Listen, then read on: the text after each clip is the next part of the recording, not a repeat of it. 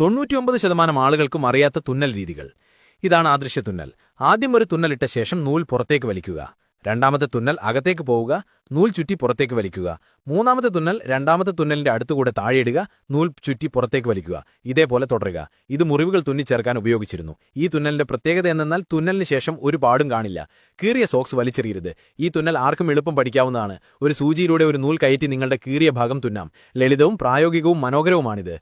ഉപയോഗിക്കാത്ത സോക്സിന്റെ മുകൾ ഭാഗം മുറിച്ചെടുക്കുക. ഈ അദൃശ്യ തുന്നൽ ഉപയോഗിച്ച് സ്വെറ്ററിന്റെ സ്ലീവ്സിൽ തുന്നിച്ചേർക്കുക. ഈ തുന്നൽ വളരെ പ്രായോഗികമാണ്. തുന്നിച്ചേർത്ത ശേഷം പുതിയതുപോലെയിരിക്കും. അവസാനം നൂൽ വലിക്കുമ്പോൾ സ്ലീവ്സ് വലുതാവും. കഴുത്തയഞ്ഞ വസ്ത്രങ്ങൾ ഇങ്ങനെ തുന്നുക. ഒരു തുന്നൽ മുകളിലേക്കും മറ്റൊന്ന് താഴേക്കും. നിങ്ങൾക്ക് ആവശ്യമുള്ളത്രയും തുന്നുക. നൂൽ പതിയെ വലിക്കുക. കഴുത്തഴഞ്ഞ പ്രശ്നം പരിഹരിക്കപ്പെടും. പാൻസ് അബദ്ധവശാൽ കീറിപ്പോയാൽ കീറിയ സ്ഥലത്ത് വീഡിയോയിൽ കാണുന്നതുപോലെ ഇടതും വലതും മാറി മാറി തുന്നുക. നൂൽ അവസാനം വരെ വലിക്കുക. എന്നിട്ട് നൂൽ പതിയെ വലിച്ചാൽ മതി. കൂടുതൽ അറിവുകൾക്ക് പേജ് ഫോളോ ചെയ്യുക.